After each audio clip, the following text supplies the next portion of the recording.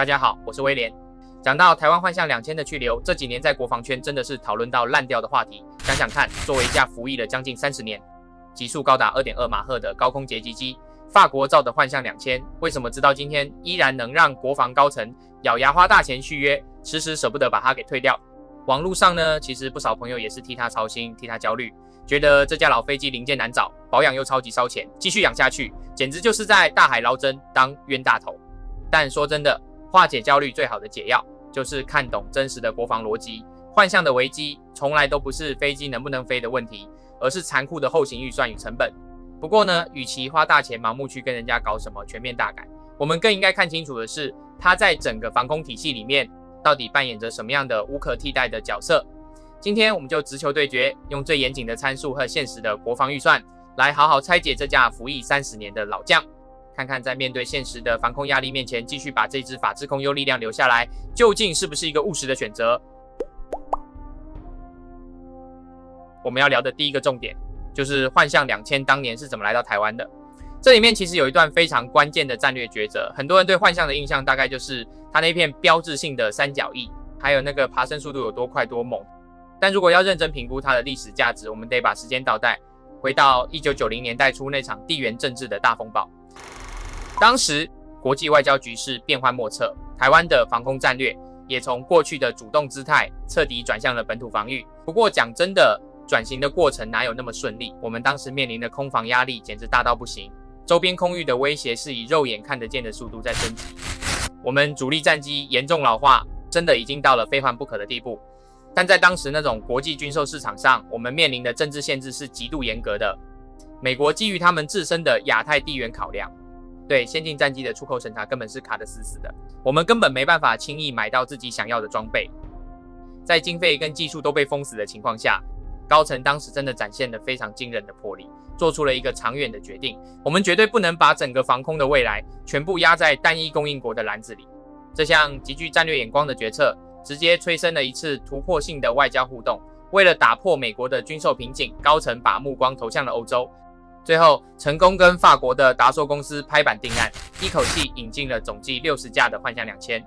还顺便带上了米卡、中距弹和魔术近距弹。这哪里只是买了60架飞机而已，这根本是帮台湾空军直接打通了第2条先进战机的后勤供应链。回过头来看当年拍板定案的这些官员，讲真的，那个眼光真的是相当高明。这就是一场非常成功的多来源采购布局。通过引入法制战机，我们不仅在最短时间内拥有了完整的超视距空战能力，更重要的是，我们向外界展现了台湾在防务采购上的弹性。这种不把鸡蛋放在同一个篮子里的思维，确保了就算某一个国家的供应链出了什么政治状况，我们的整个防空体系不会瞬间就瘫痪掉。虽然说到了30年后的今天，当年的这项决策确实也衍生出了零件越来越难买，后勤逐渐萎缩的现实烦恼，但在当时那种被封锁、被威胁的历史节点上，能够果断拍板把幻象买下来，绝对是一次拯救台湾空防安全的高瞻远瞩之举。这种在夹缝中求生存的决策智慧，真的是台湾国防史上非常重要的一页。讲完了历史的决策智慧，我们接下来要看的是幻象2000在机体底子和空气动力学上到底有多厉害。很多人喜欢拿它跟 F16 来比，觉得 F16 什么任务都能扛，简直就是万能的空中多功能小帮手。但幻象2000从一开始被设计出来的时候，它的任务就超级纯粹，它根本不是什么多用途战机，它就是一把专门为了高空高速防空而生的截击利剑。要懂这把利剑强在哪里，我们得先看它的气动布局。幻象2000采用的是非常经典的无尾三角翼设计，这种设计在空气动力学上缺点跟优点一样明显。先讲缺点好了，三角翼在低速飞行或者大角度回旋的时候，那个诱导阻力真的是大的吓人，会瞬间把飞机的动能给吃掉。所以如果要在低空跟人家玩那种传统的缠斗狗斗，幻象其实一点都不占便宜。但如果把战场拉到高空，那情况就完全反过来了。三角翼的结构强度硬得不得了，可以扛住超大的气动力负担，配合它那流线型的机身，当幻象2000进入高空高速飞行状态时，那个稳定性和超音速滑翔能力真的是没话说。它的极速可以飙到惊人的 2.2 马赫，更可怕的是它的实用升限直接拉到5万英尺。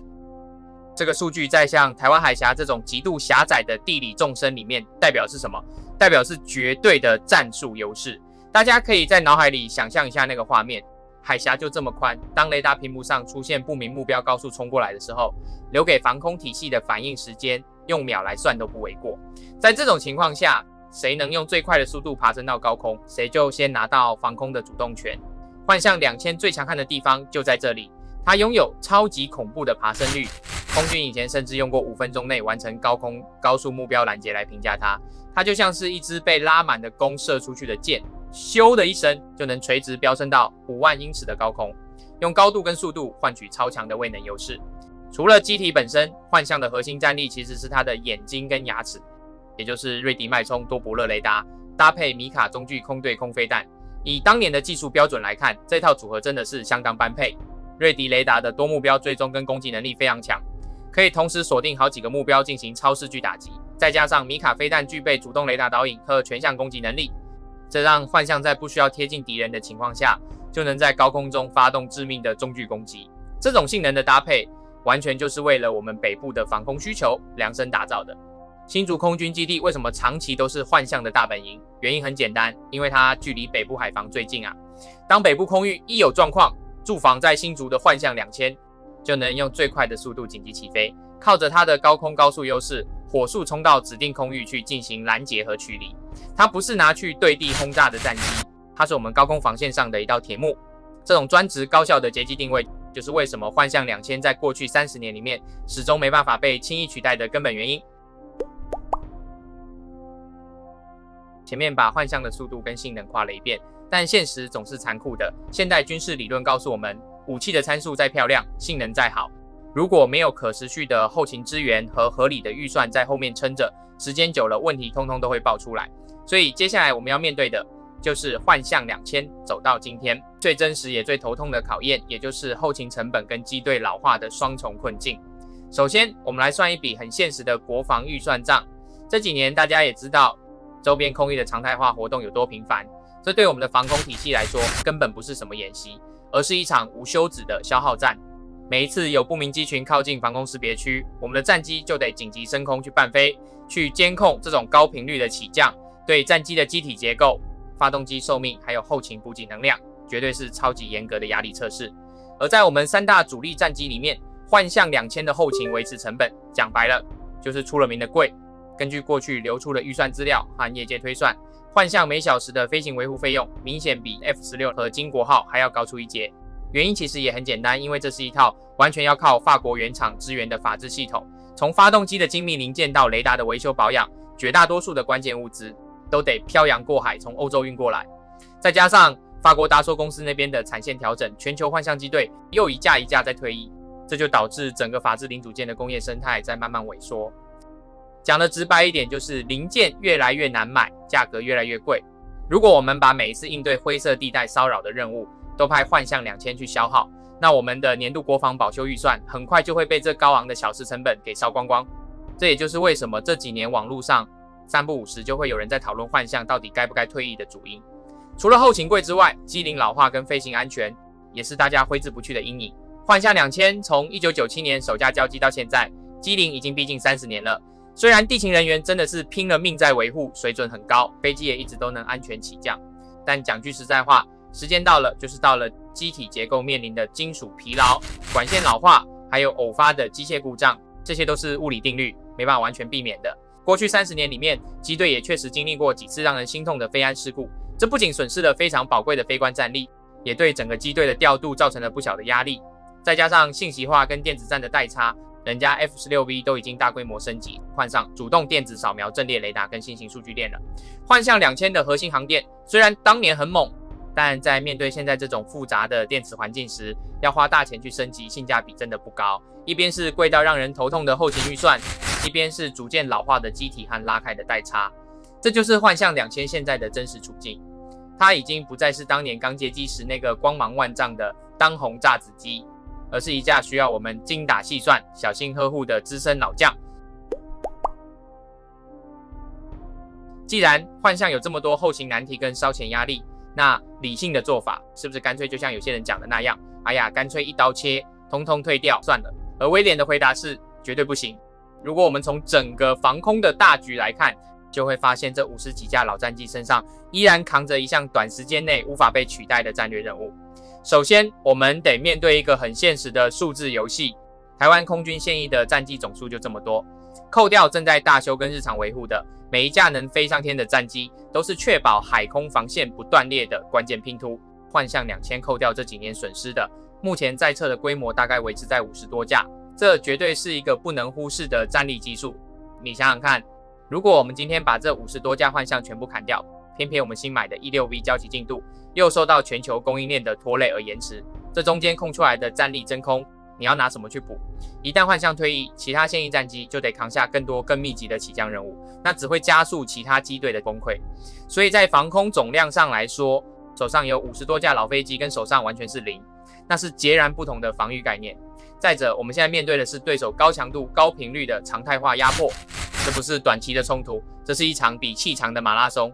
在这种消耗战里面，幻象虽然每小时飞行成本高，但它在场就是力量，只要它还能飞，它就能帮16和金国号分担掉一部分的巡逻压力。特别是它的高空高速性能，在执行北部空域的特定警戒任务时，依然能发挥出其他战机无法取代的阶级优势。这也就是为什么我们看到空军一方面默默跟法国签长期的技术支援合约，维持后勤不断练，甚至还委托原厂去评估少数双座机的延寿。另一方面，在近年的汉光演习里面，又高调秀出幻象快速重新挂弹、短距加油跟再次起飞的流程。这其实释放了一个非常明确也非常务实的讯号，国防高层根本没有要放弃这支机队。相反的，他们是用最精准的预算投入，让幻象转型成一种过渡型、补充型的防空力量，继续在战时的防空韧性里面发挥作用。它或许不再是核心的主角，但它绝对是防空网里面一块非常关键的压舱石。所以回头来看，幻象2000在台湾空军走过了这30年风雨，我们其实可以用几句话来帮它定调。这是一次在90年代地缘封锁的困境中，凭着高瞻远瞩的政治眼光，成功打破军售枷锁的经典范例。他用自己出色的高空高速性能和强悍的截击基因，扎扎实实地守护了台湾北部空防将近30年。他无愧于历史，更无愧于那些在蓝天与机棚里默默奉献的飞官跟地勤人员。而在今天，面对高昂的后勤成本、零件萎缩还有代差压力，幻象2000正在从当年的先进主力平稳过渡成一架老而弥坚，帮忙撑起防空韧性的过渡战力。我们不需要无脑去吹捧它有多完美，但也不用刻意去唱衰它一无是处。理性的国防逻辑本来就是算盘跟务实的结合，在 F-16V 还没完全到位，常态化压力依旧巨大的当下，继续花钱养这50几架幻象，让它发挥出最后一滴战术价值。这不是固执，而是面对现实最清醒、最聪明的防御选择。我们之所以在日常生活中能够拥有那种不用担心明天生活如常的安心感，不用去烦恼现有的生活方式会被莫名改变，说真的，这些都不是靠什么不切实际的幻想得来的，而是由一架架随时能紧急起身的幻象2000，还有无数个在机棚里日夜维修挥洒汗水的地勤人员，在我们看不到的地方默默守护着，支持这种务实且理性的国防政策，其实就是支持我们自己对生活方式的选择权。放弃那些华而不实的面子工程，把现有武器的妥善率和战术优势发挥到极致，让对手在计算进攻成本时心里有所忌讳，这才是保护台湾最聪明、最实在的做法。